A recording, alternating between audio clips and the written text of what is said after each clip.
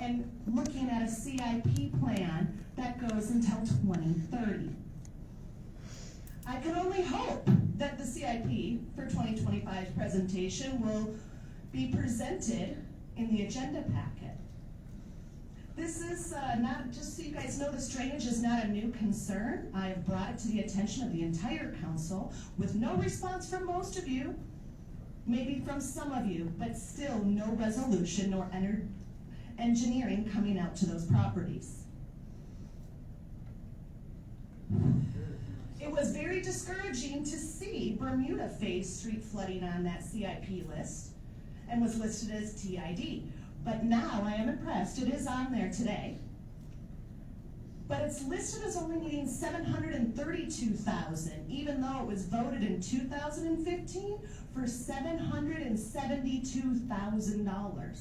How did it decrease in pricing with the cost of building increasing?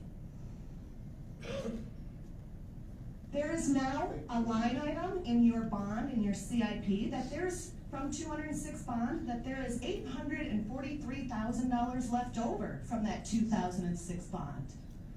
So why are we only using $732,000 of it for something that was approved for $772,000? I also asked if there would be a new FEMA flood zone map put in. There has not been a flood study done since 2008, and yet our population has increased tenfold since then. And we have not had a flood study done, and it's not in this CIP. How do we continue to build homes with improper infrastructure and flooding throughout our entire city?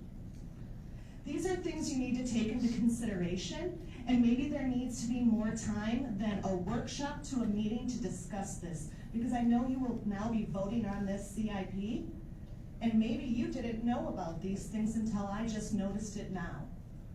This is not a conducive way to conduct a meeting, nor to treat citizens to come in and discuss these situations. I appreciate you giving me this time. If any of you would like to take the last 30 seconds to ask me questions. Thank you. James Silks. Good evening, sir. You have 4 minutes.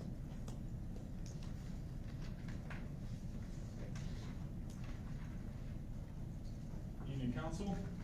In 2020 study, Tremere had an ADT, average daily traffic rate of 2,000 near Patterson Middle School and 1,500 near Chaparral. Meanwhile, Federline had 8,000 in 2020 and has since increased to over 11,000, which is a 31% increase. Tremere, in this particular stretch between Chaparral and Stagecoach, with a 31% increase, would still only be 2,620. The justification in the CIP to widen Tremere Road states to accommodate necessary vehicle, pedestrian, and bicycle traffic demands. It also states will include pavement to meet the current city standards and accommodate the increased use in the area. First, what study was done to show increased use and necessary vehicle demands on Tremere? 2, when I pointed out that Federline did not meet pavement width requirements for a minor arterial, it didn't matter. But now it is a viable justification for Tremere. Tremere has no ingress-egress points to subdivisions. Currently, the only development on Tremere is the opening of a new church, a potentially privately owned sports complex, and a projected increased use from Turnbow Ranch. However, as Councilman Segarra said during the Federline zoning, you aren't going to build 600 homes in a year. It would take 10 years. So why is Tremere Road on the CIP and not Federline Road? In 2014, the city was contractually obligated to widen Chaparral Road prior to any development in Turnbow Ranch. The city would recoup $4.1 million in repayments from the subdivision's governing district by passing on to residents in mud taxes. However, the city will not get these funds until Chaparral is widened within the scope of Turnbow Ranch's segment, and even then is dependent on the water and wastewater utility connections. I'm bringing this up because Tremere Road was supposed to directly extend into Turnbow Ranch, which is why it was added to the transportation CIP in the first place. However, that does not seem likely with the creation of Rocky Creek Ranch Road and Rocky Road creation and improvements.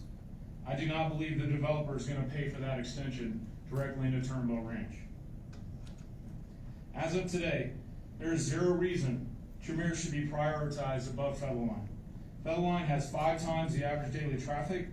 direct ingress and egress to Yale Ranch, and expanding police headquarters, 2 gas stations, 2 additional upcoming commercial projects, and it will serve as an additional corridor for Thousand Oaks, and is the main corridor for a high school, middle school, and potentially a future elementary school. Federline was also supposed to be improved in 2014, within 5 years, just like the other previous deals, but none of that came to fruition. However, Federline is the most used and one of the highest accident rated 2-lane roads in the city, and yet it isn't on any study document for funding or even planning for funding. There was a mention of Federline on a May 25 bond in a recent article. However, why do residents have to vote on a bond for Federline, but Tremere is placed in the CIP for future funding? This is an injustice to the residents and the students who traverse on this road each day. Alana Green is the Chaparral High School Student Council president. She brought 127 signatures to the county commissioner about that intersection, Federline and Chaparral. She did that in 4 days of just students and staff at Chaparral, discussing how afraid she was to drive to school. You gotta fix Federline. It has to be a priority for this city council. Thank you.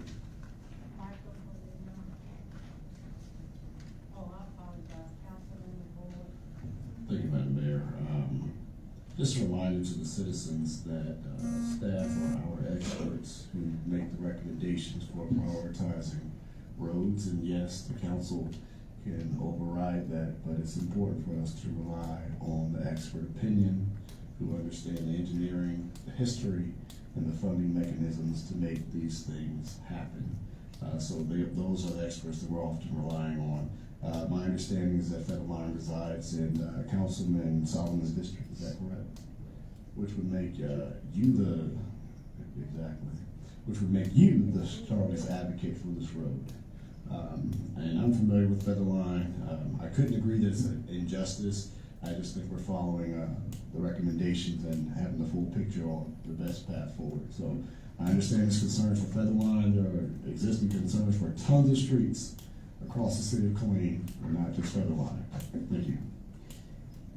Mr. Fernino, I apologize, sir, you have 4 minutes.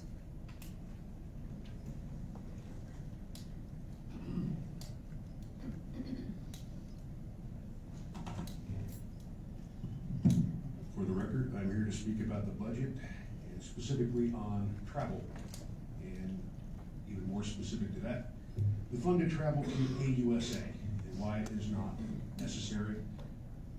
First off, we have the largest chapter AUSA in the country in this town.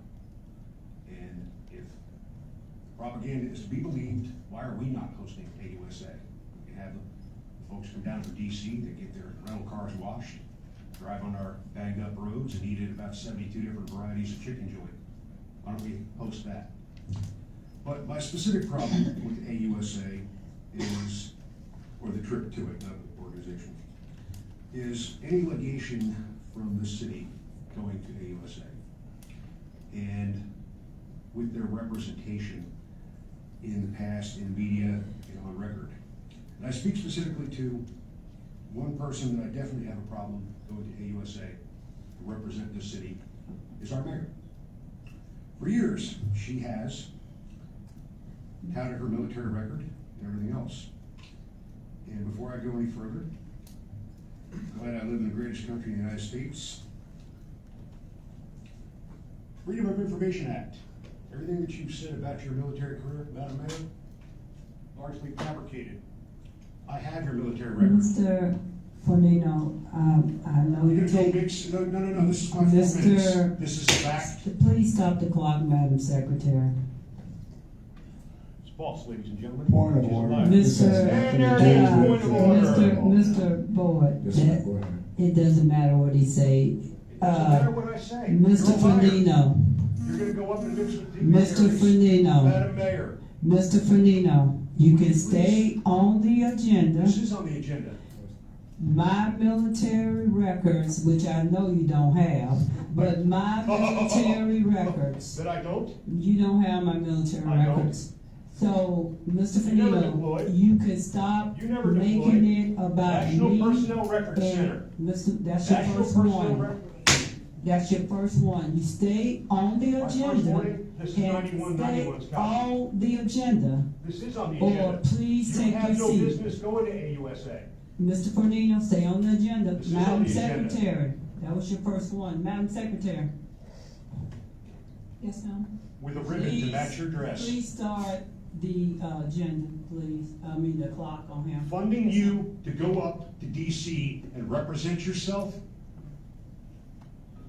Mention in this court-martial proceeding, transcript not on file. Mr. Fernino, you're not gonna sit here and slander and defamation of my character. You gonna stay on the Official record agenda for or National you Personnel leave? Records Center? This is fact. Point of You order. can't ignore Mr. it. Fernino, your time is up. Please take your seat. No, I'm gonna take a seat at the bar, Please 9191 take your with seat. this. 2 minutes and time is up. Mr. Sean Price. She is fraud. Oh, I apologize. Councilmember Solomon, did you want to say something? I know you on there. Okay, Councilmember Board. Here in the city of Killeen, we have you have to be wise how you speak up here because everything is documented and is printed. But this city has so much potential. And this council is working hard and works hard to represent the city well, including myself and my district. So I apologize to those who watch online, who sit in this chamber and endure some of this behavior and the frustration, because our goal is to get city business done. And that's what we're determined to do. I have citizens contact me, concerned about what goes on a regular basis in these meetings, knowing that this is not how business should be done, and knowing that this community is not reflected in that manner. So again, I have to apologize for that. There should not be anyone getting off the agenda as recommended and as stated by the mayor. That's why I'm calling for these points of order so that we can maintain business, stay professional, and get the job done. Thank you. Mr. Price, good evening, you have 4 minutes. Thank you, Mayor, Council. So I gotta be kind of fast, because you know me, I always have a lot of things to say, and I always got a lot of hate from most people up here, so.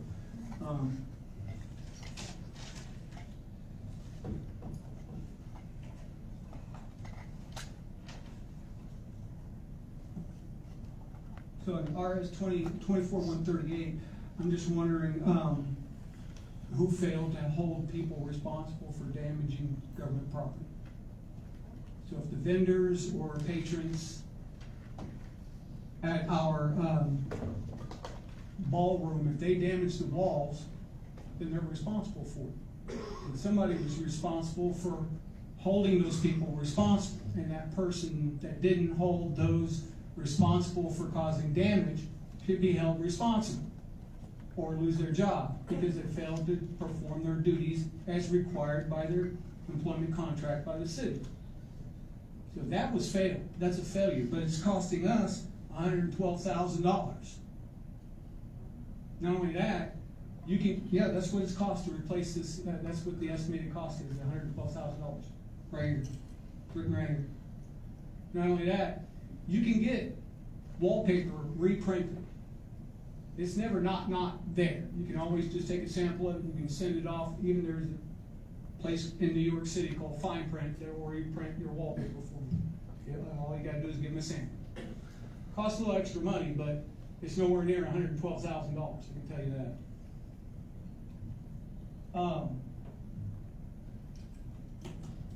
With the concrete on RS 24-155, 3,000 square feet breaks down to about 1,000 yards. So we're paying $526 per square yard of concrete. That's less than a mile. We're buying less than a mile of concrete plus the 105 ramps for $526,000 plus dollars. Right? That's a lot of money in concrete, just saying. And most of it's going to the schools. somebody doing the planning at the schools, they need to readdress their foresight on what they need to do. I get the ADA, but I still don't understand how we're 34 years behind becoming compliant with an act that was enacted in 1990. We should have been a little bit more forward thinking with coming in compliant with ADA if we're that far behind. Just, I don't get it. So, with the airfield, with Skylock Airfield, I get it that it's an elite airfield for the elite of Killeen and the area, because it doesn't have any passengers that come in and out of it. These are all private airplanes, private companies that go in and out of there, but it's the city that pays for everything. So I'm just wondering why that all these public entities, why isn't it them paying for it? Because I don't know why it's coming out of tax dollars. Same thing for the golf course. We're paying for a golf course that only 3% of the populace in Killeen actually utilize. So everybody else is paying for the elites to have their elite little airfield, and $4 million for a new terminal. I just think that, maybe the companies that are out there that are, utilizing it primarily every week or every month, let them buy it. Let them put the money in there. Let them sponsor it. Just an opinion.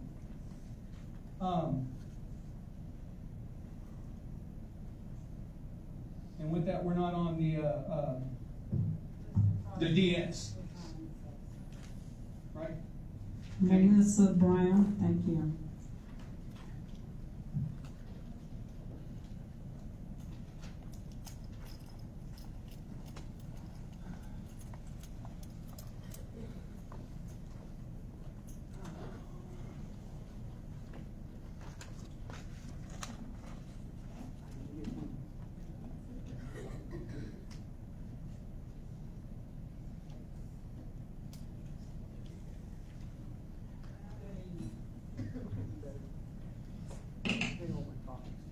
Which expert staffs and perks are priorities and better lines in District 3?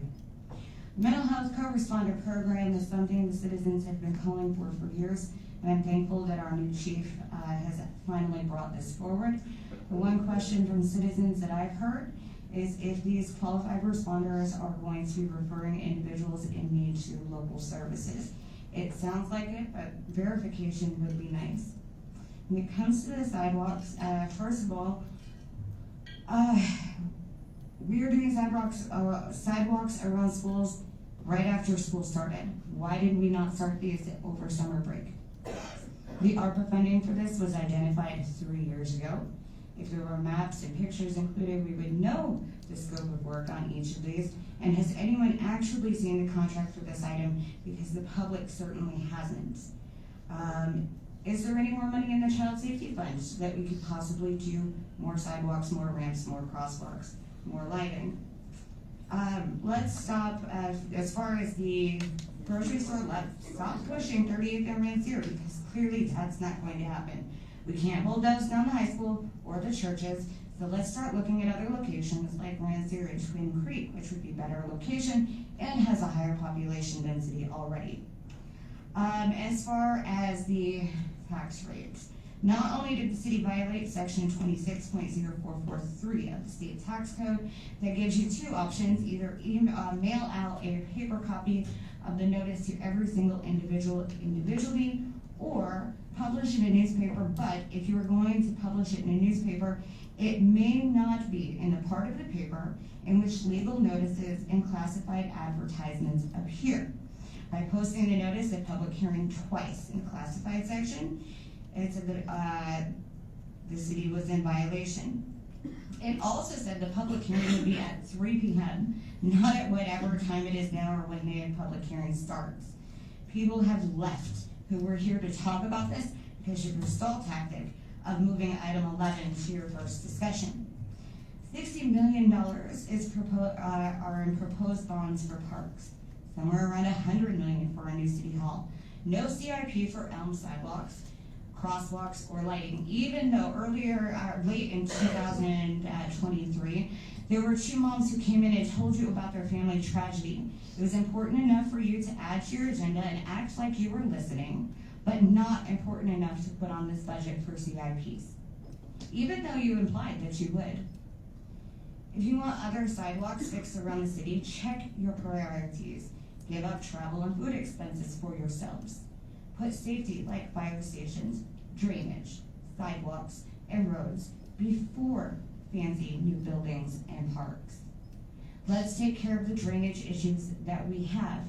We have students right now, and it's been brought up by previous speakers, who have to walk to school along a road with no sidewalks, either in the road or through the drainage areas.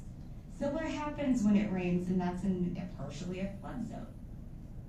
Which one of you wants to be responsible when a child drowns? Go ahead and we'll wait.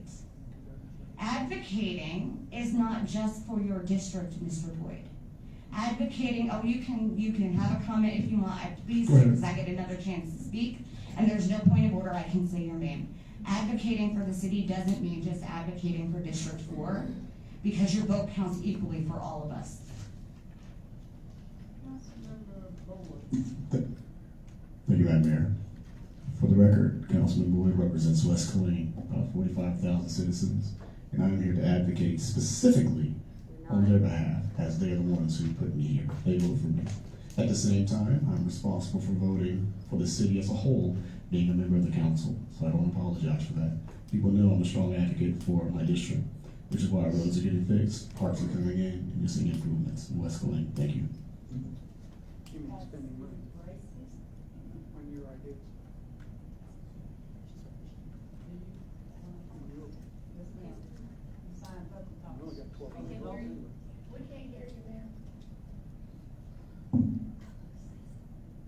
Yes, ma'am, I'm calling your name now. I didn't hear you. I apologize for that. That's a hard act to follow, I'm sorry, but anyway. I'm here to address RMS 24-138. I was so happy to see that on the agenda. I have seen that center come from nothing to what it is today. And I had done a lot of classes there. The environment is conducive to learning, and I know the improvements are going to be done perfectly. I have some kudos to you guys. You're doing an excellent job. I don't have the opportunity to tell you that, but I have to do that tonight. I just want to let you know that, okay? Thank you. That's all our citizen comments, and I just have one comment. When it comes to our council members and staff members, we travel. We do travel, and we travel for training. We travel to events. I am a prior AUSA board member, and I am proud to be a veteran. It's not many that have served, but I am proud of that. So when we travel, we're bringing back information to you and ideas. And I serve on 2 to 3 boards on the federal level, and I also serve on the state. So when I go, I represent the city of Killeen. As mayor, that is my job, to represent the city. So I apologize, as Councilmember Boyd stated. I haven't done anything wrong. But I just want you all to be aware in the upcoming months, right before when we vote on the budget, just be aware that what we vote on, we're going to put it forth on these projects. What we say we're going to do, we have been doing it, and we're going to continue to do it. Thanks to our staff. With that being said, we're going to take a break. 5 minutes.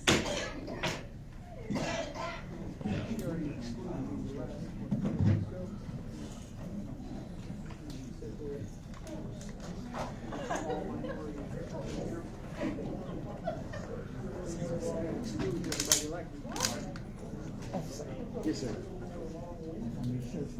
Yes, sir. The mayor gets to say that you reviewed all of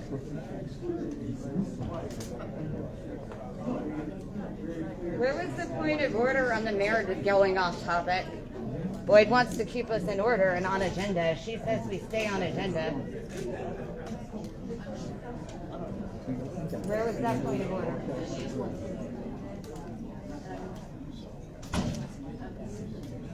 Yes, sir.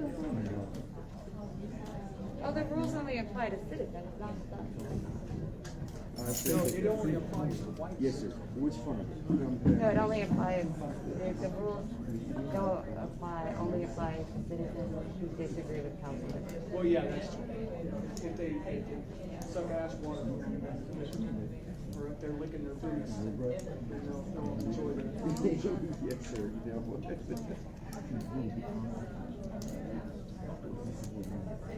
Yes, sir. And I'm gonna send you my text you right now. So that way this is I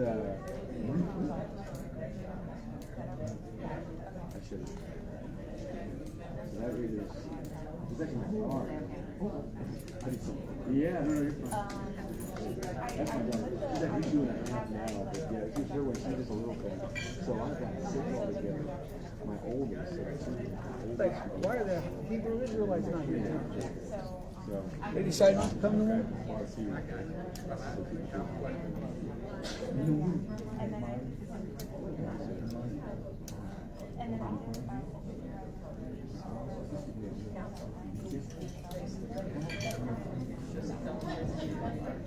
Well, I appreciate it.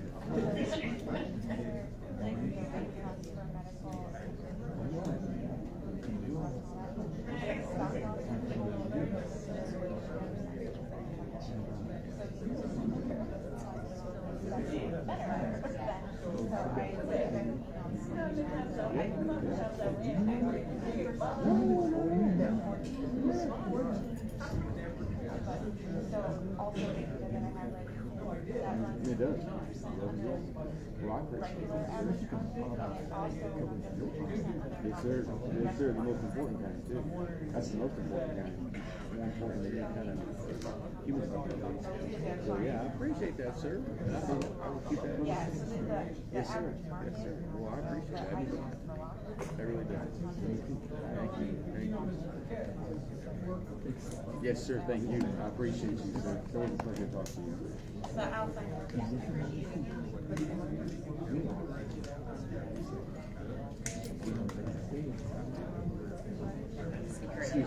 Sneak up behind you. You're all right.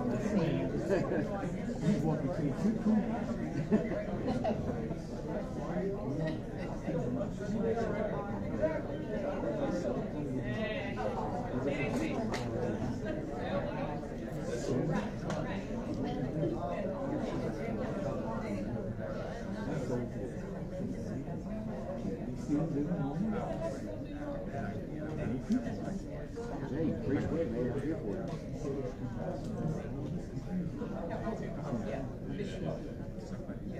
So I tell you, and then you bring.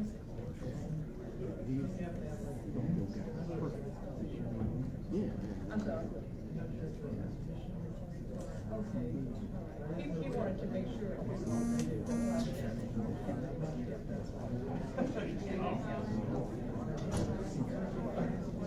You want to do something?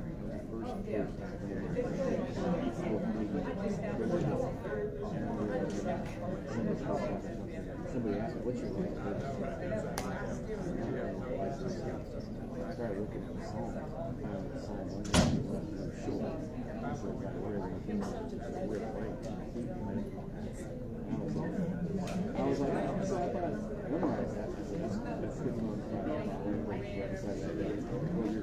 It's funny to say that. Oh, absolutely. Yes, sir, it is. Yeah.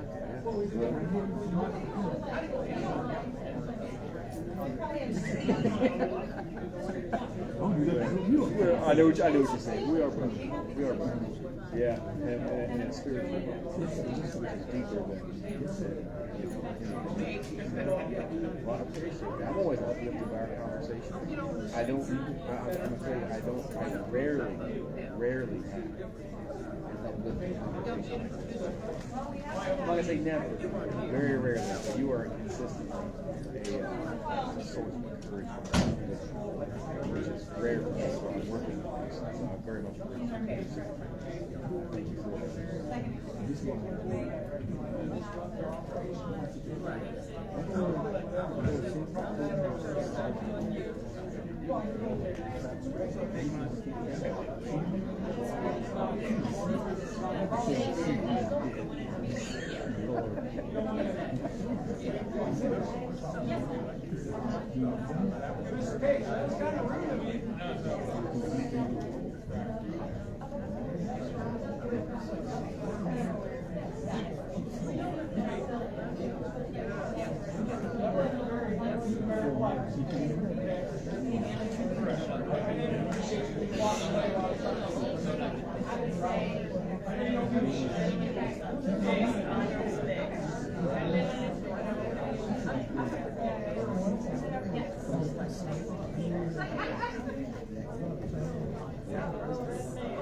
Yes, bless you.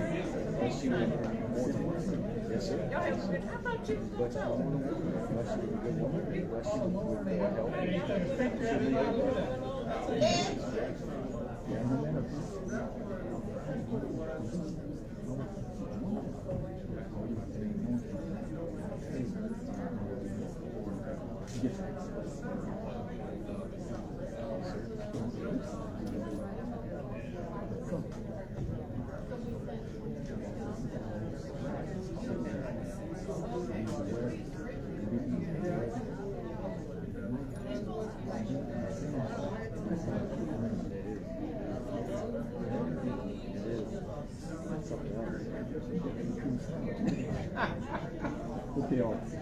All right, sir. All right, sir. All right, you take care, sir. Good boy. Good talk to you.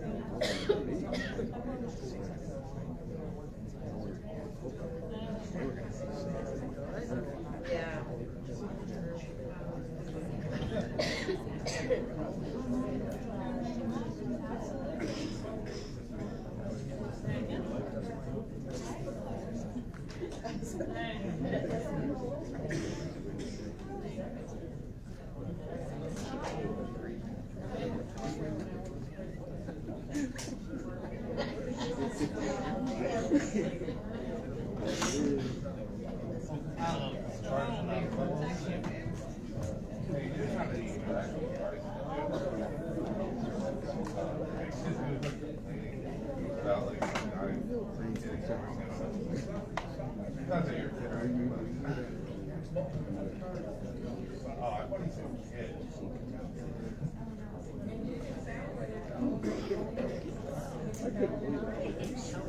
I know. Doesn't surprise me at all.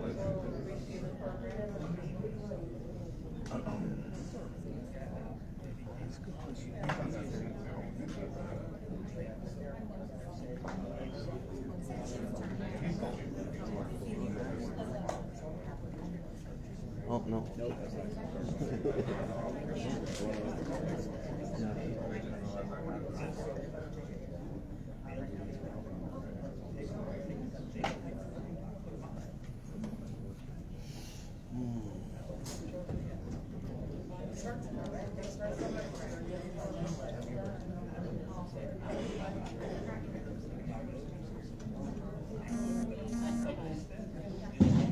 All right, council, we want to make sure that we stay on a timely manner, that we have everybody in place. Is Councilwoman Cobb still on record being on before we go? Because we have to take a record vote. That is so important. All right. Council, I would like to ask one thing to be moved forward before we go into our regular session. We have a discussion item, and that's on the urgent care. One of the managers of the project have been waiting for a while, a resident. So in case you have questions, if you don't mind, can I move item 10 up? All right, thank you. All right, council, this is an item that, thank you for coming back, Councilwoman Cobb. Please stay on and don't drive. We need you for the record vote that we will be having. Can you hear me? Thank you. So the discussion item is the economic development incentive. For the last couple of months, I've been working with Mr. Connell and also Mr. Revelle with an urgent care center. The urgent care center is scheduled to break ground on Rancier in October. One of the things that we worked on was some kind of incentive to assist with that urgent care, which is not a want, it is a need on the north side of Killeen. Every resident should have access to a medical facility. I'm bringing this before the council because KEDC have not voted on the contract as far as an incentive. And if by happen chance this month the vote does not go through, I just want to say, bring it before the council because we as a city need an urgent care on the north side, just like a grocery store. And in order to help with the success of this, I'm just asking you when it come back before you, if it come back, because we're gonna give KEDC the opportunity to discuss this month and vote on it. And if not, I will be bringing this back to the council. And that's just what I wanted to discuss with you. All right, thank you. We will now move, thank you ma'am for being here. We will now move to consent agenda.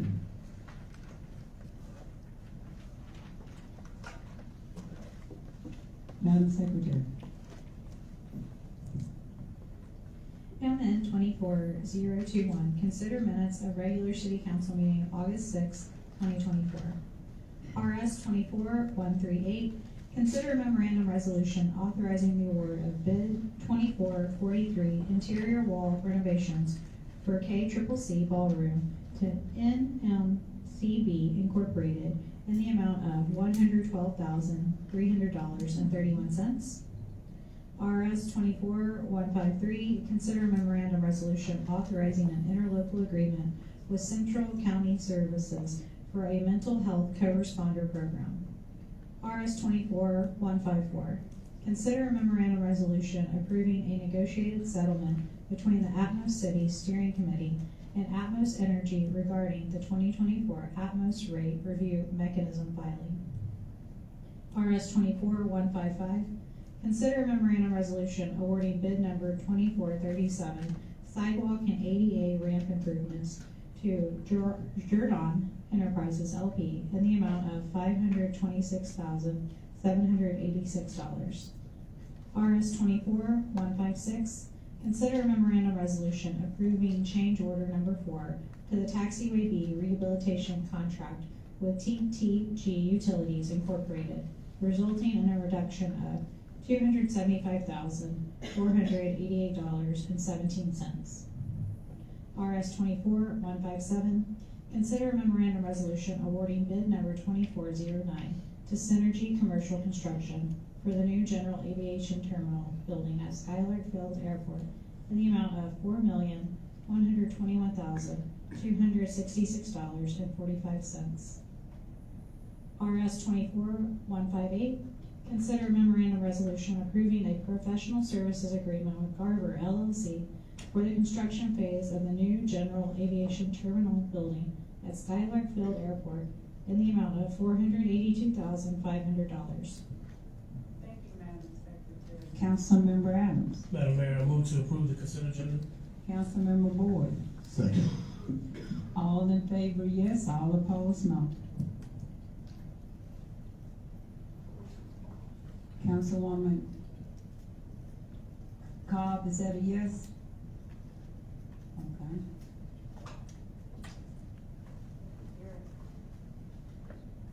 All right, motion carries 7-0.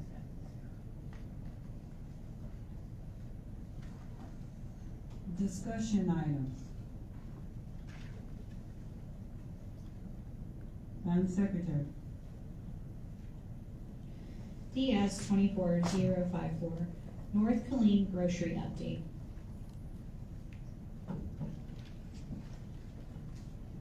Welcome back, Mr. Rivera.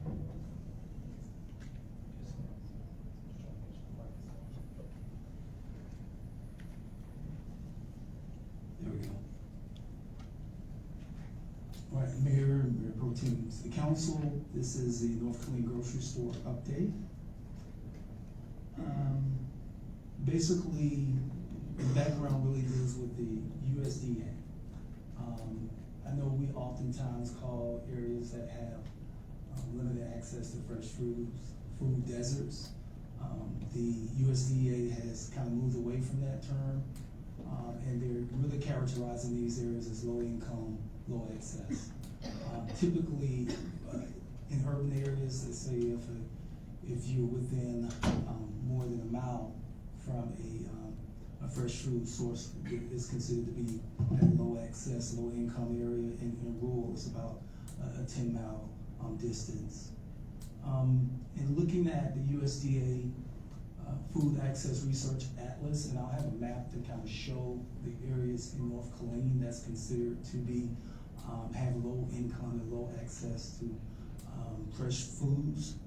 But typically that information is based on 3 types of stores: supercenters, supermarkets, and then those large grocery stores, or large grocery stores defined as something that has sales greater than $2 million for annual sales.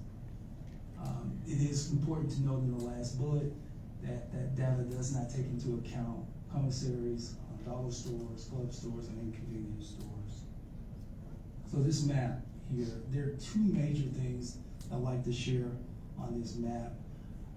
Those areas that are in green and in the city of Killeen. So you've got this location here, just below CTE, Central Texas, and then this bottom edge here is actually Stench Sluder. And then you have this area here. This is a location that includes the Anthem Park site, along with other sites. It is cordoned off between W.S. Young and Roy Reynolds, and then to the north is VMB, and also here is CTE. And then the last green area that's really in the city limits is really in this location here, areas north of Rensselaer, cordon between W.S. Young and Roy Reynolds, and then to the northernmost city limits. All of those green areas, again, are considered to be locations where there's low access and low income associated with access to fresh foods. The other thing I want to point out is that on this map, downtown is about in this location here.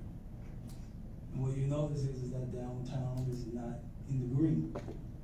And part of the reason why downtown is not in the green is all these stars. And of course, this extra one is a commissary, but all of these stars represents location where there is access to fresh foods.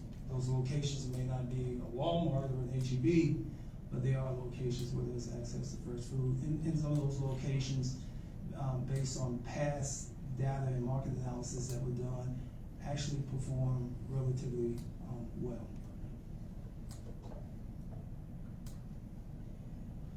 And so the next few slides are really just kind of drilling in on those different locations, exactly where they are. The Latapatia Meat Market is on 204 West Rancia Avenue. As you can see, fresh meats and foods are there. There's a lot of selection associated with the Hispanic community, but there are foods and fresh foods that are available at this location. The next one, the Killeen Nutritional Center, that's the one just downtown here. I think most people know that's the Cuban shop, but they also have groceries that caters to a variety of communities, African and a variety of communities. But again, you're showing that there's produce and fresh foods at that location. The Lycia's Meat Market is right there on Veteran Memorial Boulevard. Again, an opportunity for fresh foods that exist there. There were some numbers, at least that was done, I think back in May, that showed sales from this location about 300,000 a week from a study that was done. Omart, just off of 4th Hood Street, weekly sales from that same study was about 100,000. And again, they have fresh foods and cater to certain cultures, but they still have fresh foods that are available as well. The next few slides really get into some of the actions that we've taken really since the last key conversation that we've had associated with doing the work that's necessary to try to attract a grocery store to North Killeen. So I'll just go through these quickly. In July, the council allocated funding for the pre-development of the site that the city owns at 2906 East Rancier Avenue. It's approximately that 18-acre site along Rancier, right next to the city cemetery. In addition, in July of last year, Oasis completed a market survey, and so remember I was talking about that 300,000 yearly and that 100,000 yearly. That was some of the information that came from that market survey that Oasis did. In August of 2023, the city also engaged a firm to do a phase 1 environmental analysis for our site, just to kind of make sure we didn't have any environmental concerns, and that phase 1 came back clean. And really the phase 1 is a literature review, just looking at past use, but it didn't warrant a need to do anything beyond the phase 1. And then in September 2023, KDC and IBCC visited Oasis grocery store in Tulsa, Oklahoma. There was conversations related to that, but at the end of the day, the end of the conversation was Oasis indicated that they would need at least $8 million to be able to build out and fully outfit a grocery store to their specifications. Where their specification is a grocery store about 16,000, somewhere between 14,000 and 16,000 square feet. Then in September 2023, city staff engaged Retail Coach to further look at the market in the area of North Killeen, so especially in the vicinity of 38th and Rancier Avenue. Retail Coach did identify that this location, this general area, Rancy and 38th, could be a good location for a grocery store. They did identify the numbers that you see there, about $50 million in terms of demand associated with supermarkets, associated with a grocery store, and about 47 million associated with supermarket. But what these numbers indicate is that there is demand for a grocery store in this smaller area. The larger market study that was done actually showed even bigger demand. It dealt with a larger area, going from really everything north of CTE of Central Texas Expressway. Again, the bottom line is the demand is relatively strong. December 2023 through April 2024, Retail Coach did a deeper dive and said, okay, since we know that there is some demand and that demand could possibly create some interest among potential grocers, let's have some conversations. So United Rentals and Tom Thumb, both of those are actually separate brands, but they're associated with the same company, Albertson company. They basically reported that they didn't have any current plans to get into the North Killeen market. As a matter of fact, Albertson is currently in merger conversations with Kroger. I think it's before the FTC, if I'm not mistaken. It's before the feds, put it that way, to see if that's going to be able to move forward. Aldi communicated that they already have 2 locations, covering the Killeen market, and no current plans to add. And keep in mind, when we talk to these grocers, they're in the grocery business, and so when we're having a conversation with them, they're looking at their business interests. If they already have a footprint here, to them, why does it make sense to add a footprint if they already have the market covered? And that was really a lot of the feedback. They're already here. They already have a presence. HEB did not respond at all. Walmart neighborhood store reported they're not expanding that brand, as some of you may be aware. Again, Kroger has indicated that they did investigate North Killeen, but right now they are staying out of Central Texas. And then Sprouts really basically said North Killeen is not a fit for this model. Sprouts is more so a higher brand type store, and they say North Killeen is really not the fit for what they're looking for the customers they're looking to serve. In April of 2024, we also reached out to the Central Texas Council of Governments. We reached out to them because we thought that they could be a good resource as it relates to federal and state resources. There are healthy food initiative programs that's out there, and to some extent, those programs provide grants that allow grocery stores to start. But even if you read some of the national news on that, the issue is not just being able to start a grocery store. The issue is also being able to sustain it.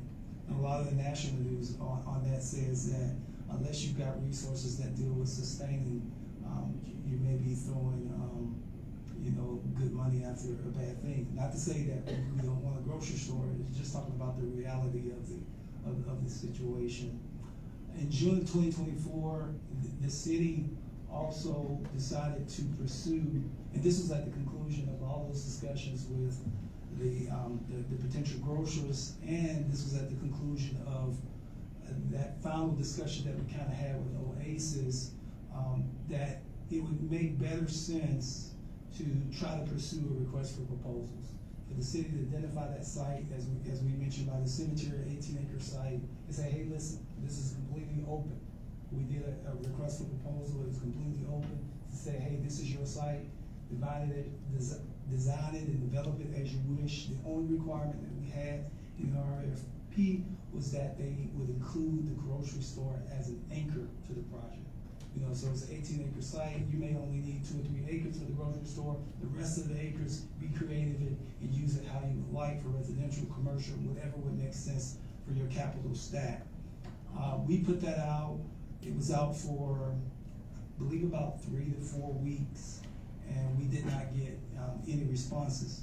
I will say, in terms of the solicitation, we put it out, and we advertised it, but we also did some direct reach outs to a couple of key people, and still no responses. I did have a follow-up conversation to understand more clearly why Oasis didn't submit a response, because we had thought they would be submitting one.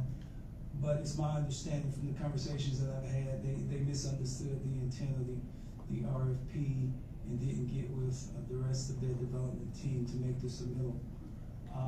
Obviously, the RFP has closed, but you know, we tell people when we're in conversations with them, if you've got a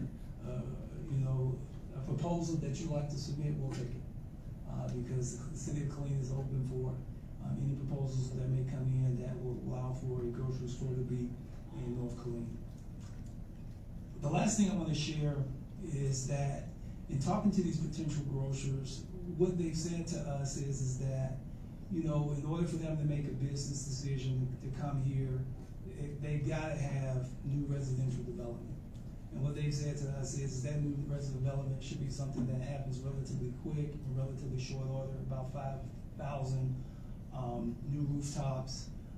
And currently in North Killeen, and this was just looking at the area just north of Central Texas Expressway, we know on the books, and that's not to say more couldn't come, but we know on the books there's about 3,500 units that are planned. Most of those units are associated with Hampton Park.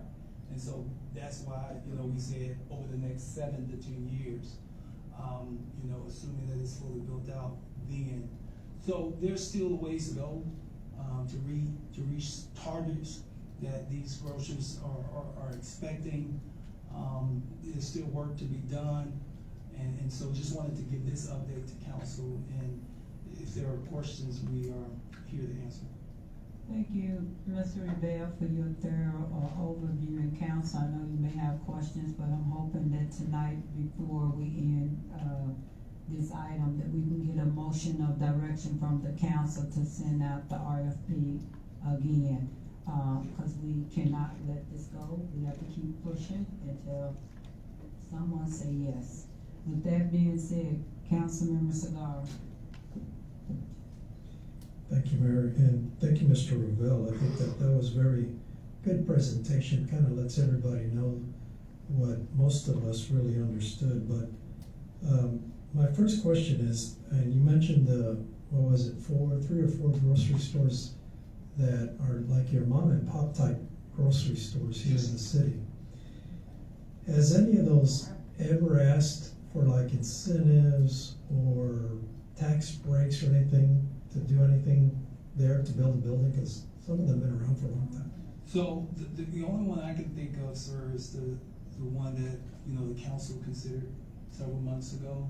You know, the one downtown in North Killeen, the nutritional food center, as a part of the opera grants. But besides that, no, and I don't think we've given them anything yet, have we? No, sir, we have not. Yeah, and because I think that we probably need to re-strategize, because I know we've worked hard over the years, and when somebody thinks about grocery store, as you mentioned, they're looking for a big superstore, H-E-B, but you know, in some areas they don't want those big, they don't want to take away from your mom and pop. And so I think that, you know, as we look for big grocery stores, I think a strategy should be, how can we help some of these locals that have taken risks, because some of these stores have been there for a long time, over 20 years. And as you mentioned, they provide a lot of, you know, vegetables, meats, all the necessities, and they've taken the risk. And I think what we need to really look at is how can we help these local grocery stores, how can we help them improve? Because, you know, I think that we may be sitting on, as a commercial on TV says, you're sitting on a gold mine, and we just need to look at that, because these guys, you know, you put up beautiful pictures, and I've gone to a lot of them, and they bring fresh produce, fresh baked. The other thing, a grocery store, doesn't matter what size, we know that this is a fact, they kind of cater to the local community, whatever's local, because I've gone to stores, and it's like, I've never had this, but if it's not moving off the shelves, they stop bringing it. And so these local companies that are in the north part of Killeen, they understand something that I think maybe your big grocery stores do not, because they keep bringing in products that the north part is buying. Otherwise, they would not be in business. And so a lot of times we try to force something on people, but we don't know. We don't know what is that area. So I think those are the kind of conversations we should be having with them. And, you know, I'm really speaking to the council and everybody here that, you know, instead of, you know, so much energy in trying to bring it, I'm not saying not to stop that, but I think a lot of the focus should be in working with these local. I know that one of the reasons that the incentives has been held up because there's certain things that this grocery store needs to do here locally. And they've been around for so long that a lot of times they're not aware, so we need to build that connection and help them fix some of this stuff, and you know, encourage them to just keep, you know, expanding and doing the right thing that they are doing. So, Yes, sir. and lastly, I'm glad you mentioned foot traffic because that's the big thing, and foot traffic is the big thing in North Killeen. Doesn't matter what best grocery store you put out there, if you don't have the foot traffic, they're not going to do well, and that's the number one issue right there. Thank you. Yes, sir. Thank you, Councilmember Cigar, and what you said is correct. I think the main objective is a grocery store on the north side. I do believe people are aware of other grocery stores throughout the city, and if that is the case, the route we have to go, to give incentives to grocery stores that's nearby, I mean, that would be a council decision, but I think the people just don't want to drive on throughout the city to get groceries, which I don't think they should. I don't think we should give up. Councilmember Adams. Thank you, Madam Mayor. Yeah, I agree too about promoting our locals, but I know we have, since this discussion a few years ago, we had someone tell us we were giving them the farm to agree to bring a certain grocery store in, and they said no. And so we didn't own the land, and if we did eminent domain, that'd be another 10 years before we could even take the land, and that's not a fun thing in Texas. I know that we have an abundance of a particular brand who has requested exceptions and who are also changing their model to have a grocery store. We reached out to, I'm sure you know what I'm talking about, and I know we can't say here because for proprietary reasons, and they are a national model, but that's an option. But I also want the citizens to understand that, you know, my statement about the eminent domain is that we don't own the land. The land we're offering now is because it belongs to the city. I know that we approved some zonings further down closer to Roy Reynolds, but that doesn't bring us to the rooftop number that you mentioned. But then the land that we do have in those areas, it's not enough room to do a grocery store. I know based after talking to you some of your analysis. But I also was going to ask, can we do the reopening of the RFP? And I may already have brought that up. So if I may, I would like to do a motion of direction to authorize a new request for proposal. Yes, sir. After all the other council members have spoken, since we're in the discussion phase, are you finished? I am. Councilmember Solomon. Thank you, Madam Mayor. Ms. Burrell, thank you for that presentation. Yes, sir. Really in depth. Question I have we reached out to Dollar General? Are you familiar with that they have they now have a double the size of their regular store's supermarket? Mm-hmm. And they're already up in North Killeen. They do have a new floor plan now. It's a larger one, it's double the size. So if they're already up there, I wonder if we could reach out to them and see what they would think about it. Because they're in North Killeen. I believe they got about 2 or 3 stores in the North Killeen area. Yes, sir. And that's most, you know, if council makes the decision to reopen the RFP, we can reach out to as many different grocers as possible, including Dollar General. I will say, and this I guess goes back to Councilman Adams as well, you know, across the city, there are probably about 28 to 29, the number may be off a little bit, either Dollar General, Dollar Store, Dollar Tree, or Family Dollar. But you're right, there's been a lot of transitioning lately toward making sure that they have more refrigerated space and more fresh food and meat offerings.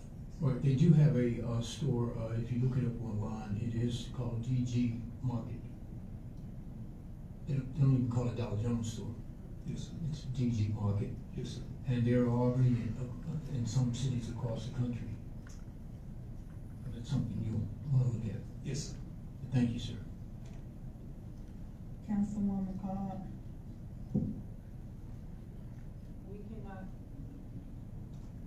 We cannot hear you. We cannot hear you.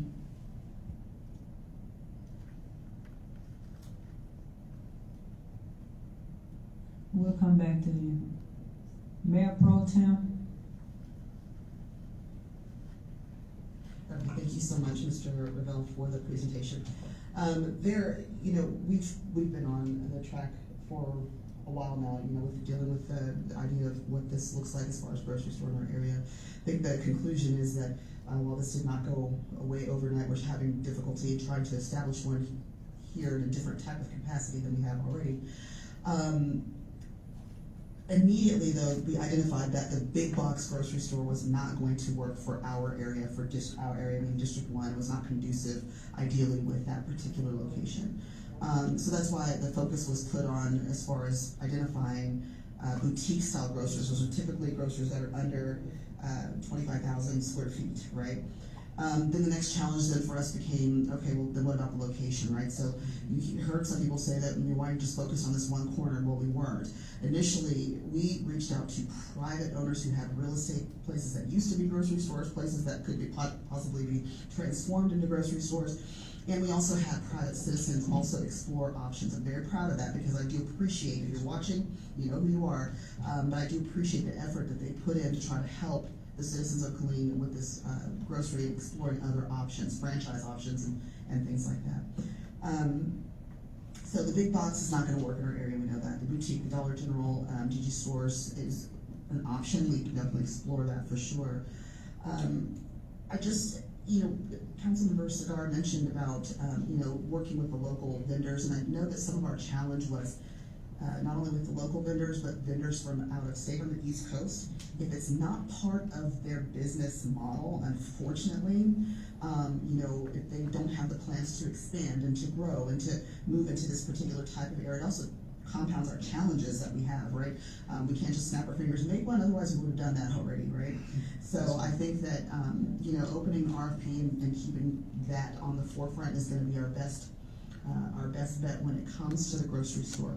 But I just want to remind the citizens that there are options. So while we're saying there are options in District 1, it's not saying that's your end all be all. It's just that there's not nothing. Let's stop saying there's nothing, because there are successful grocers that are there. On top of that, we've got organizations that immediately went into action some years ago and started working on community gardens. Very proud of that as well, so that people had access at least to fresh fruits, fresh vegetables. They learned how to cook and learned how to maintain the things that they needed to sustain. And so there are people that have gone above and beyond within our community to make this work.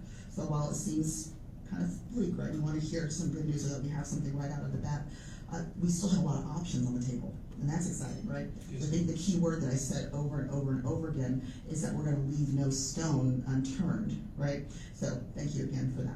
Yes. Councilmember Boyd. Madam Mayor, I'd like to know if the DG market concept would be suffice to fill this void.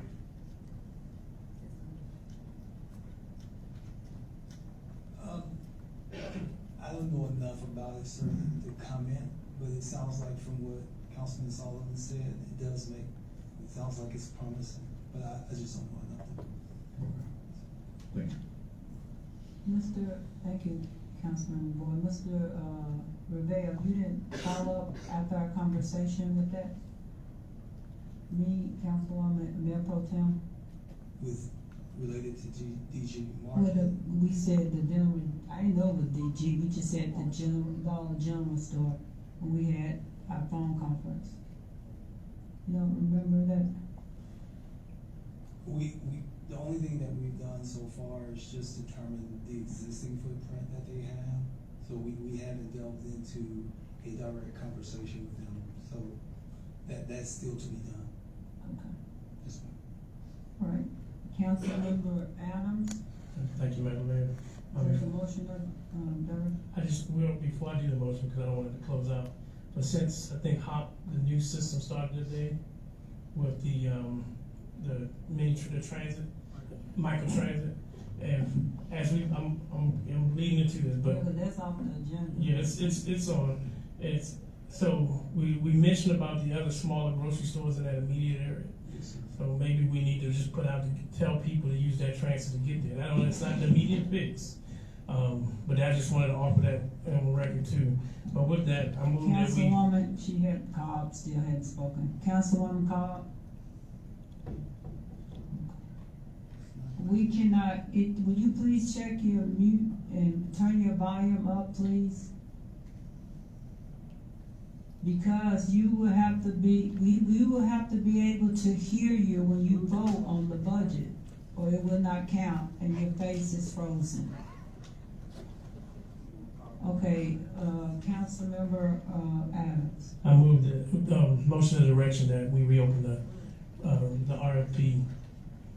Mayor Pro Tem. I second that. Thank you. Any more discussion? Councilwoman Cobb.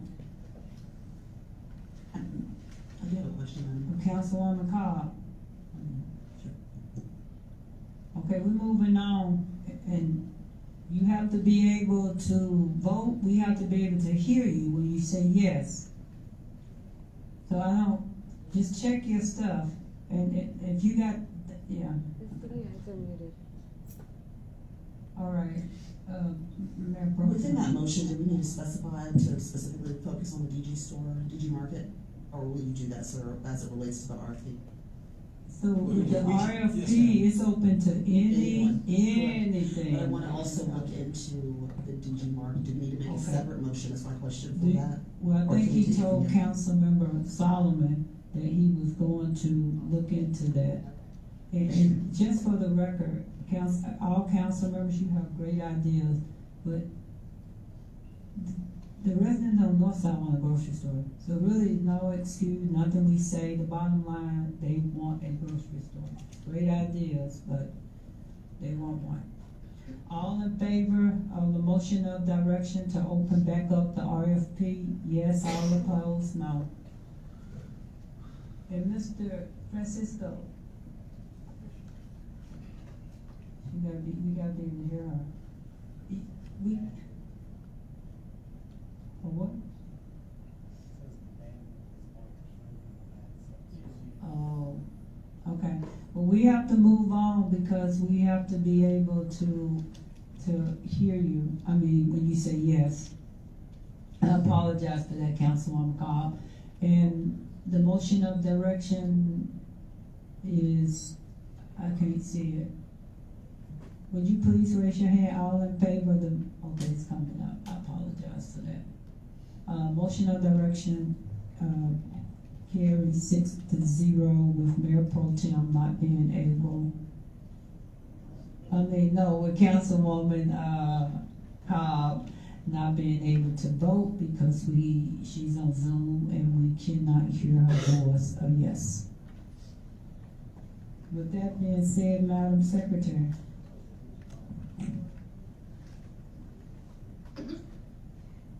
ES 24056, discuss pending litigation. Thank you, council. On this item, we went behind closed doors. There was no action. Correct, Mr. Cagle? Yes, ma'am. Okay, no action. All right, we will now go into the budget. Madam Secretary.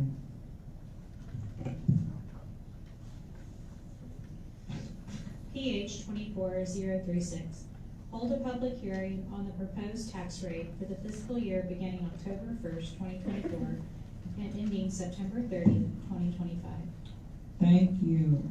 Council, Mrs. Drake has gone through the PowerPoints. Would you like for her to go back through it? No? All right. We will now. If I could clarify on the notice that was mentioned yes, earlier. ma'am.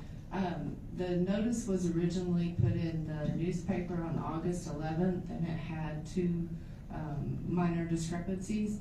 It was reprinted on August 13th, but was in the wrong location, although we had given clear instructions of the law. So it was reprinted with the statement that it was corrected, and it was reprinted in the main section. And the notice is required to be printed 5 days prior to the hearing, so it was printed in plenty of time. It was also on the city's website since August 11th, and also ran on the government access channel, and alerts were sent out on August 11th. Thank you, Mrs. Drake. We all knew that. Thank you. With that being said, we are going to go into our public hearing. Public hearing is open. Mr. Sean Price. Mr. Sean Price. Welcome back, sir. You have 4 minutes.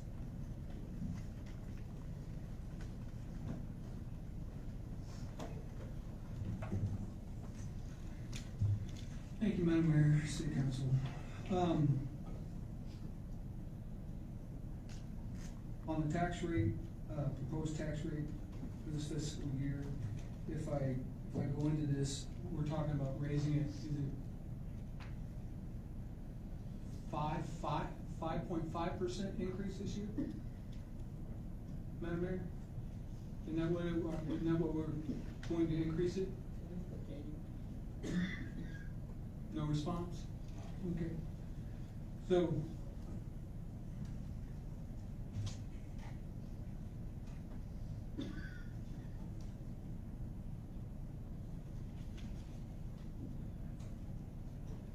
with this, with the golf and the airfield, we're gonna spend $7.6 million for FY25.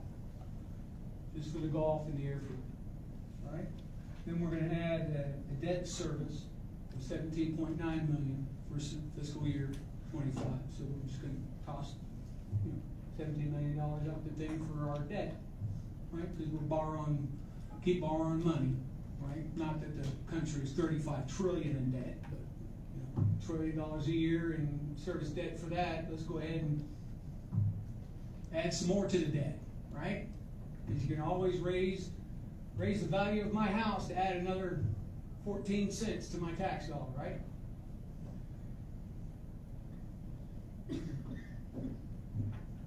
IT, internet services, right? Gonna give them almost $7 million for FY25. Okay, your internet's important. We can see how well does that work tonight, right? With the Zoom call. That's great. Worth the $7 million, I think. But we're spending, I think, overall, we're spending $271 million next year, right? Out of everything? At least that's what it says on the, for the information for this item, right? That's a lot of money, especially when we're only taking in $70 million. So I don't really understand how all this works, how the accounting happens. But with the other folks coming up here and talking about how we have the money being spent over 5-year plans, and those plans just fall through the wayside, right? I don't think we have great oversight of how the city is spending money. And then with just, because we want to do somebody's legacy, oh, your legacy is so important, we're going to go ahead and build this city hall and consolidate facilities.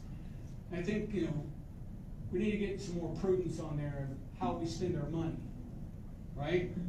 Great to have all these amenities, but when you can't afford them, and you got to move out of the city because you can't afford to live in the city, right? Kind of sucks, right? People in New York and LA and San Francisco are finding that out real quick that they can't afford to live there anymore because their tax dollars can't pay for the services that they already have. So I just think that, it's just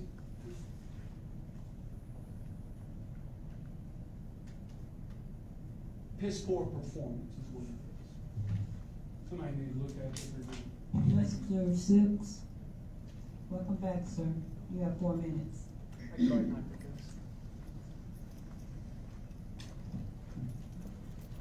Not that I have to concern myself with that. Well, again, Sorry. Councilman Boyd, your District 4 improvements are built on the backs of District 1, 2, and 3 citizens and their tax dollars too. So I would just keep that in mind when considering improvements in and outside your district. I'm mindful of the tax rate and the increases, and I understand that those are needed. My question here today is, where is that money going? In the past 2 years alone, South Killeen residents have received almost nothing in return for their taxes in this upcoming increase. Majority of development is occurring in South Killeen, but there's no investment in the area. You have Yow Ranch, Thousand Oaks, Levi Crossing, Turnbow Ranch, Prairie View Estates, etc. And there's no amenities in South Killeen. We do not have a public park nearby. Lions Club Park is not South Killeen, and it's not walkable. Purser Park is great for southeast side, but not close to the subdivisions I just referenced. We have no public recreation areas. There's no library. Copper Mountain is not close to South Killeen, nor will be the Southwest Library. There's no grocery store. Your downtown grocery store slide says you need 5,000 new homes to be considered. We'll probably have that in Turnbow Ranch alone. And yet there's no projection for a grocery store nearby. And Mayor, you just said you shouldn't have to drive all around the city to get groceries. There's absolutely no return investment on amenities from the city for the residents in this area. From this increased tax rate, what is South Killeen receiving in return? We have one of the highest tax revenues per acre in the city, but all that money has been going to West Killeen and downtown, which is awesome for those residents. But that money has to be spread equally. Stagecoach, Chaparral, Feldline, other roads in the area still remain unfunded, not planned. They're not planned 5 to 10 years from now. We still have drainage open items from the donut hole annexation back in 2006 that have still not been done in the area. Mr. Cagle, you told me in an email there's no funding for a temporary right turn lane on Feldline, but somehow y'all found $187,000 for the IBCC in 48 hours. Which is fine, they should have got that. But that just shows me there's money available when there's something that you guys want to do. How can there not be money for a temporary measure to relieve traffic congestion and improve safety on Feldline and Chaparral? Why do these things have to be solely reliant on developer dollars when the city continues to increase tax rates? How can none of this revenue from South Killeen go back into South Killeen? What happens when you can no longer build in other districts? Who is going to fund these improvements in South Killeen 10 years from now? I've heard so much about the DV exemption, but yet the city does not consider it in their fiscal planning. And somehow you guys are always shocked when there's a deficit during budget time. You know, last time I was here, Swan Ranch, you guys said there's gonna be $5,000 an acre for that addition. But none of you calculated the 67% possible DV exemption like Heritage Oaks, or the average 50% DV exemption that you quoted in your comp plan. You have to start calculating that into your fiscal planning, so when you get to this budget, you're not shocked and then have to increase the tax rates on the citizens. City needs to plan accordingly, develop responsibly, and you won't have to pass these burdens on to the citizens. Thank you.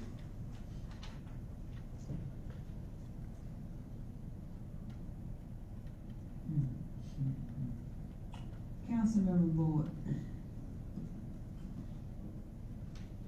No, I'm speechless. I really am on some of the things that I heard. Yes, a lot of misinformation is pretty common, unfortunately. One of those being particularly IBCC, they did not get approved for $187,000 that was mentioned. That was just an ask, so for the record, that's that. In the city of Killeen and CIP projects, staff makes recommendations for projects, not just for specific areas of Killeen, but for the entire city in a specific order and in order of relevance and the needs. So that's how that's done. I know you guys often hear me talk about West Killeen. I put a lot of emphasis on it. That's because I'm proud of my district, but that doesn't mean that all the resources have to go there, or they will go there, or that's just the best place for them to go. I'm just a strong advocate for my district. But if you look through the CIP, you'll see projects across the city, road projects, water improvement, drainage, etc., where the need, those relevant needs are specifically located. Thank you.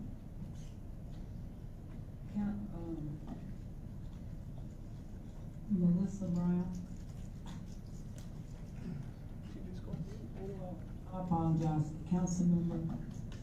And I also want to correct the record. Chaparral has been planned, considering the money is coming from the state, county, and other agencies. Once the state releases the money and the priority, we move up on the priority, it'll be applied to us, because that is a very large project. But just to correct, that has been planned. The unfortunate thing, it moves back and forth based off of what the state considers their priorities as a whole. Which is paid for plan. Melissa Brown.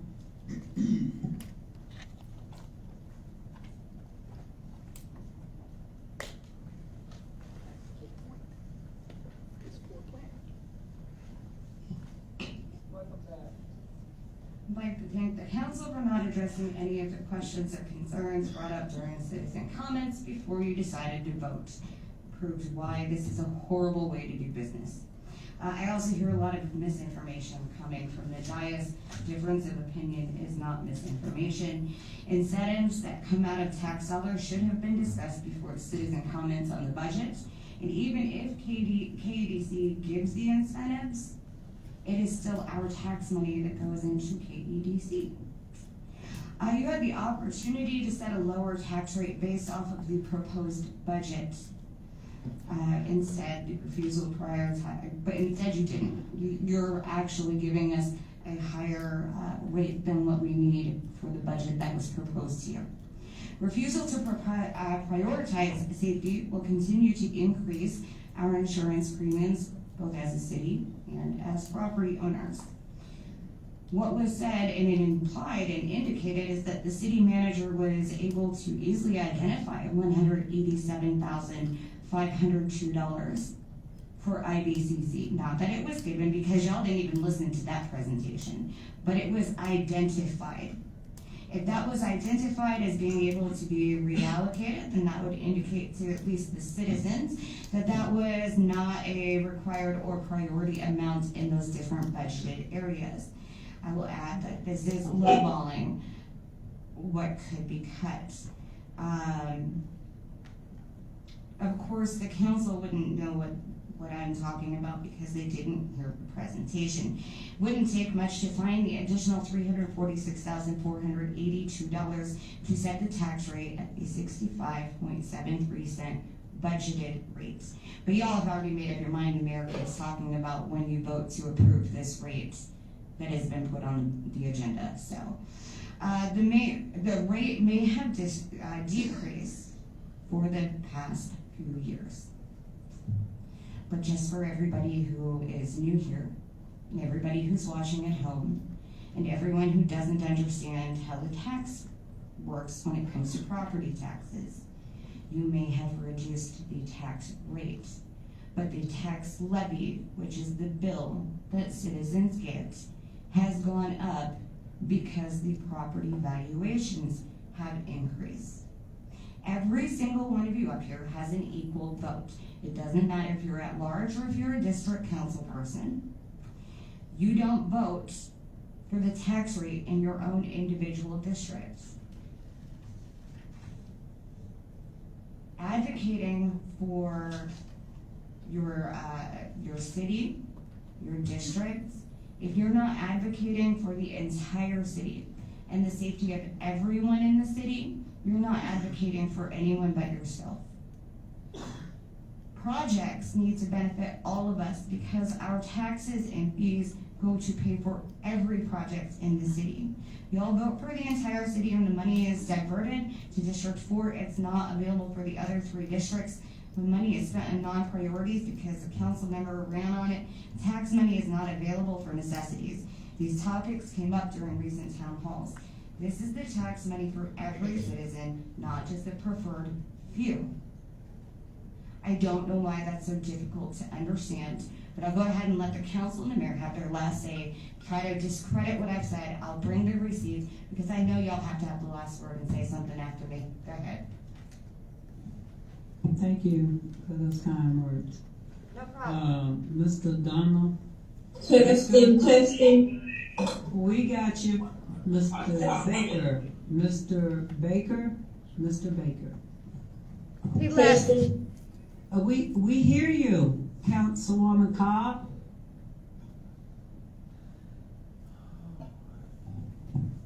Thank you. Mr. Cagle. Yes, ma'am. I still need to address some of that. Well, yes, the city plans on spending $271 million, but it was clear in the budget that we were not deficit spending. City revenue is made up of much more than just property taxes. There's water and sewer fees, there's fines, there's forfeitures. And just to continue on that individual's comments, one example is the golf course and the airports don't run on tax dollars. They run on user fees. So the people that are using those facilities pay for them. That's why we have them in an enterprise fund, just like the water and sewer department runs on its fees. That's a lot. So we are not spending $270 million versus $70 million of revenue. I'm not sure if you could help me out on some of the other, well, you know, I can't address the capital budget and Featherline and Tremere. Tremere is not in the budget. It's been listed for years as an unfunded project. I believe that was probably on the books before I even got here. Yes, we probably should have gone ahead and listed Featherline and Mohawk as well on the unfunded list. We're working right now on a temporary right turn lane. We're looking at ways that we can possibly do that with city staff. You don't want to do a permanent right turn lane because it's going to get torn up in a few years. But we think we can possibly do one with city staff, and we issued the engineering contract on that some time ago. But no, there's no construction money in the budget for that project. There was another one. Anyone? Council, do y'all remember some of these questions? The data had to be listening. Anybody else before Mr. Cagle is done? Okay, Council, Mayor Pro Tem have a question to you. Mr. Cagle. So, Mr. Cagle, when we are looking at, is it a true statement that inflation, as it skyrockets in the municipalities across Texas, are having to consider ways in which to balance the budget? Yeah, our inflation over the past couple of years has been significant, and it's been far greater in construction. Inflation in the basket of goods and services that the city purchases is not the same that an individual purchases. Most individuals don't purchase much asphalt, concrete, things like that, steel, and those have gone up at extreme double-digit rates. So I don't believe our budget has been greater than the rate of inflation. I've done a lot of work going back and looking over the past several years at individual tax bills, and I would say we've been the past 5 years less than the rate of inflation. And I can tell you that I did the analysis before I applied for this job and looked at 10 years worth of data. And when you look at the city of Killeen spending on a per capita basis and adjusted for inflation, it's been flat or lower than flat. Tax levy's gone up, but a lot of that has to do with new construction as well.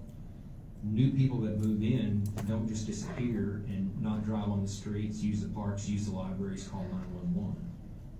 All those new people require new resources. And along that line, I think it's important for people to understand that the state of Texas is developer friendly. We can't just shut the door and say there's not going to be any development. The only way we can do that's on a temporary basis, and you have to have a specific reason. You can think of one, I believe, Dripping Springs, their sewer plant couldn't take anymore. They couldn't handle anymore. We're not in that position. The only thing we can do would be very temporary for a very specific purpose. I've not run across one of those purposes yet. So you cannot indefinitely stop someone from developing their property. We don't have the ability to do that. We can help guide the development, we can suggest it, we put rules into place about how they're gonna develop and build, but at the end of the day, we can't stop that.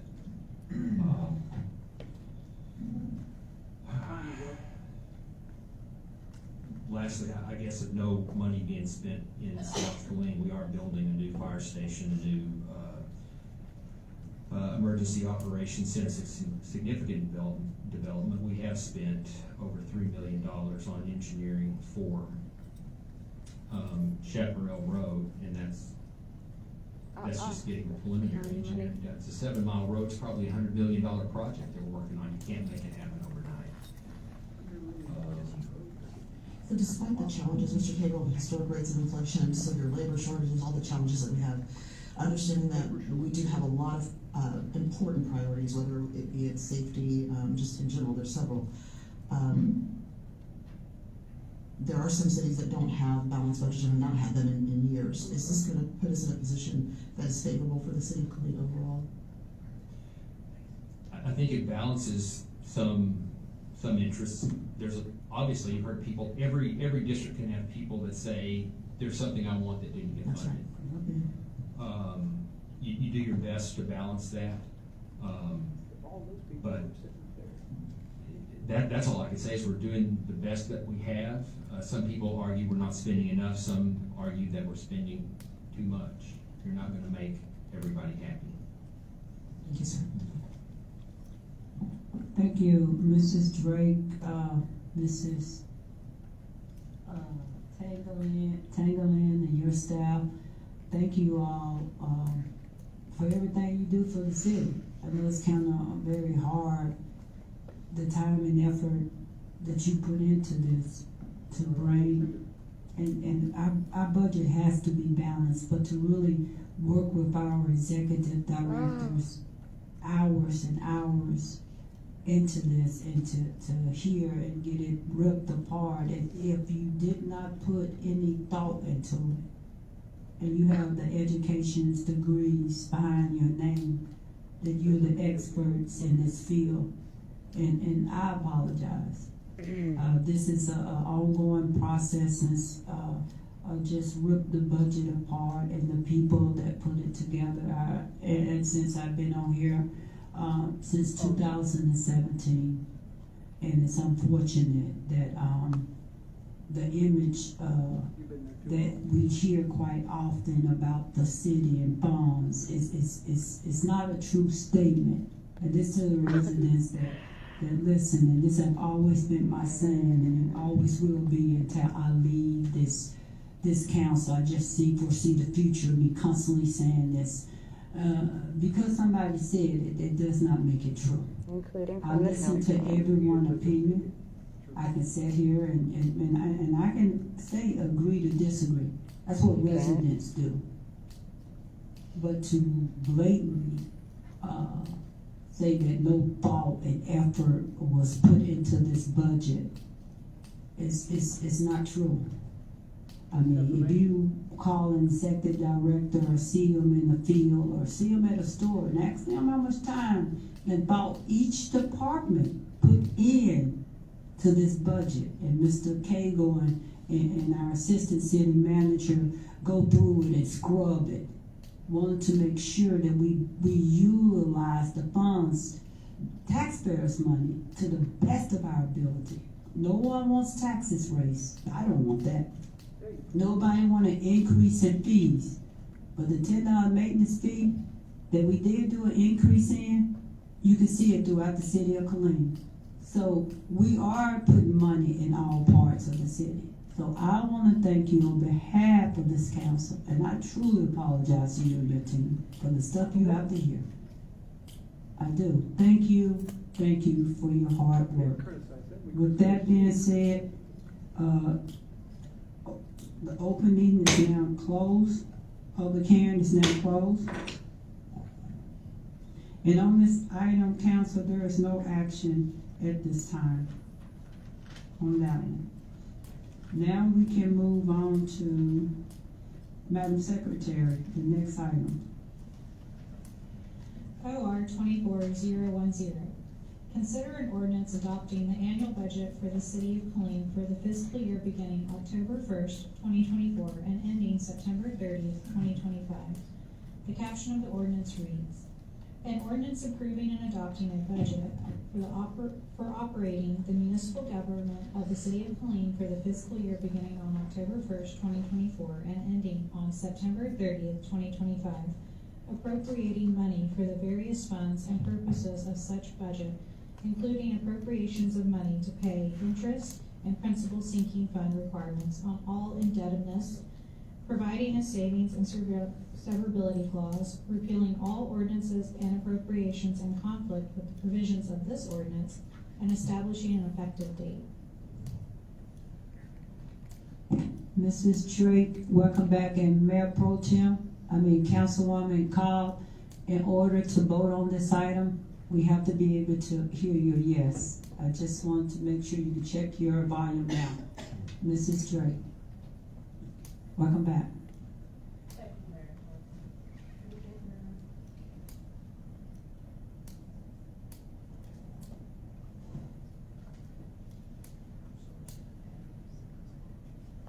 Oh, thank you. Council, would you like to make the presentation again? All right. So can we get a motion to approve OR-24-010? Councilmember Boyd. Oh.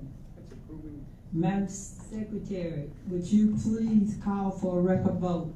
Madam Oh, Mayor, we gotta make the a motion. motion and a second has to be made Second. first. Council, Mayor Pro Tem.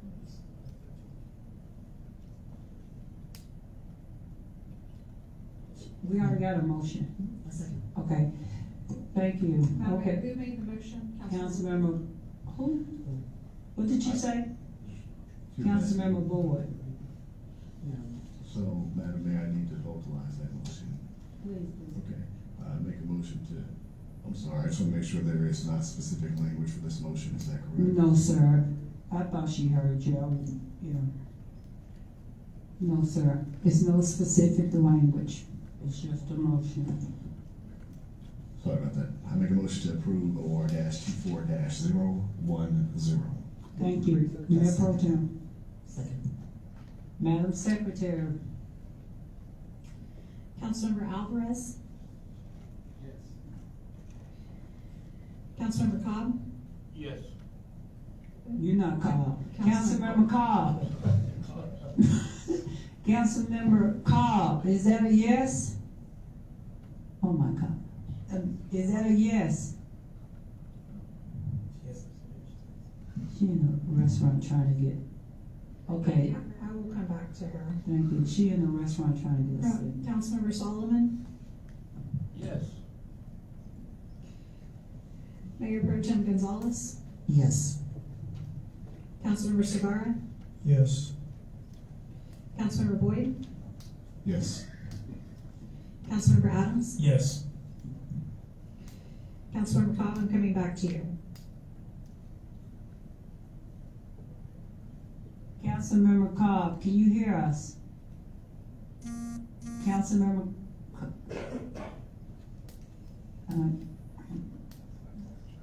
can you hear us? Okay, well, we have to pass because we have to be able to hear her say yes. So with that being said, the motion carries 6-0 with Councilwoman Cobb being on Zoom and not being able to hear her vote. Madam Secretary, whenever you're ready. RS 24159, consider a memorandum resolution ratifying the property tax revenue increase reflected in the annual budget for the fiscal year October 1st, 2024 through September 30th, 2025. Thank you. Council, Mrs. Drake went through these slides. Would you like her to go back through it? Okay. Can I get a motion to approve RS 24-159. Councilmember Alvarez. This one does have specific language, right? No, sir. No. Okay, well, in that case, I move to approve RS 24-159 as presented. Councilmember Solomon. Second. Any discussion? All in favor, yes. All opposed, no.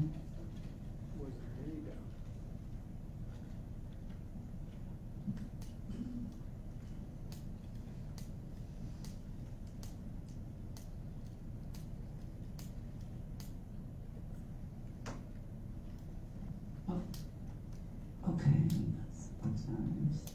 Can we put up the vote? Because we can't hear Councilwoman call. The motion passed 6-0 with Councilmember Cobb not being able to vote because she's on Zoom and we cannot hear her. Madam Secretary. OR 24011, consider an ordinance setting a tax rate of .6573 per $100 valuation comprised of .5107 for maintenance and operations and .1466 for debt service for fiscal year 2025, tax year 2024. The caption of the ordinance reads, an ordinance setting the tax rate and levying a tax upon all property subject to taxation within the city limits of the city of Killeen, Texas for the 2024 tax year, and for the use and support of the municipal government of the city of Killeen for the fiscal year beginning October 1st, 2024 and ending September 30th, 2025. Apportioning said levy among the various funds and items for which revenue must be raised, including providing a sinking fund for the retirement of the bonded debt of the city and establishing an effective date. And a record vote must be taken. Yes, ma'am. Got it. Madam Mrs. Drake has spoken. Council, would you like for her to go back over the slides? No. All right, thank you. Mayor Pro Tem, can I get a motion? Yes, ma'am. I move that the property tax rate be increased by the adoption of the tax rate of 0.6573, which is effectively a 9.62% increase in the tax rate. Councilmember Solomon. Second. Madam Secretary. Councilmember Alvarez. Yes. Councilmember Solomon. Yes. Mayor Pro Tem Gonzalez. Yes. Councilmember Segarra. Yes. Councilmember Boyd. Yes. Councilmember Adams. Yes. Councilmember Cobb. Councilmember Cobb. Francisco, she's still on?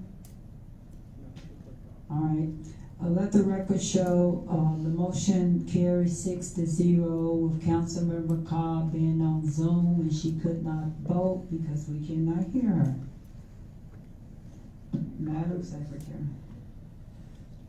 RS 24160, consider a memorandum resolution to adopt the 5-year capital improvement program for fiscal year 2025 through 2029. Thank you. Council and Mrs. Drake have gone through the slides. Would you like for her to go back through them? Councilmember Board, can I get a motion to approve? Absolutely. Make a motion to approve RS-24-160. Councilmember Alvarez? Mayor, I second that. All in favor, yes. All opposed, no. Councilmember Cobb, can we hear you? Nope. Don't know how to use the technology. All right, we will go to the slide to see. Oh, did we vote? All in favor, yes. All opposed, no. Okay, council, please raise your hand. Something is going on with that. Okay, there you go. Motion carries 6-0 with Councilmember Carr being at the meeting on Zoom. She could not vote because we could not hear her answer. Can I get a motion to adjourn? Councilmember Solomon. Councilmember Boyd. Second. All in favor, yes. All opposed, no. No. You stay there. Meeting adjourned.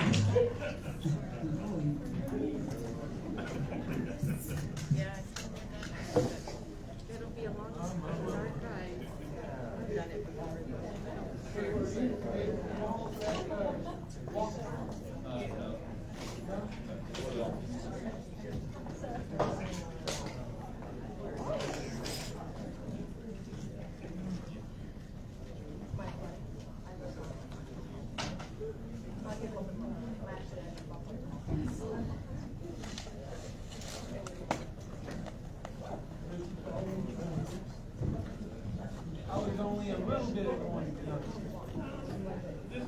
Prioritize the city hall and say you advocate for District 4. I saw a few of the members was discussing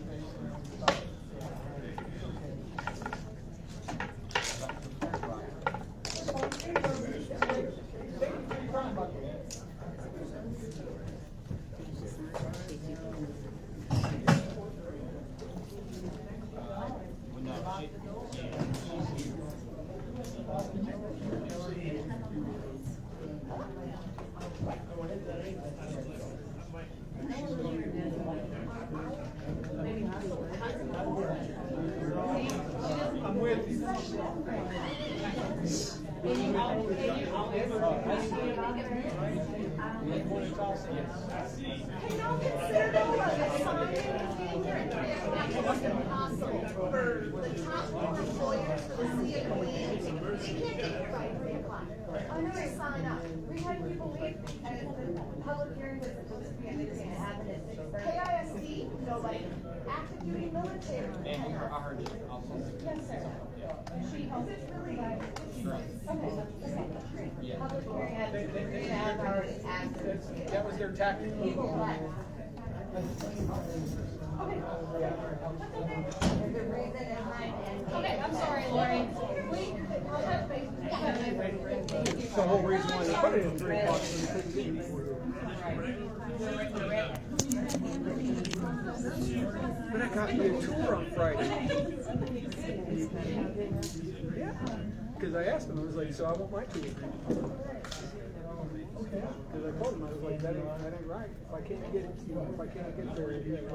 the dog facility or the animal control, but you're doing tours here, well then I want my tour because I want to be able to if I'm against building a new one, and the reason for this one is because it's broken, well then I need to see it, right? I should have full education of why I'm against something, right? So. But I didn't appreciate it when I was trying to talk to him over there. He just fucking walked off. That's fucking rude. And he was like, duly noted when I told him about it. I was like, I'm gonna tell you about it. You don't need to walk off with me. You need to allow me to finish talking. You know, or say, excuse me, I need to ask you something. Just excuse me. Right. Just because you make $276,000 a year. I'm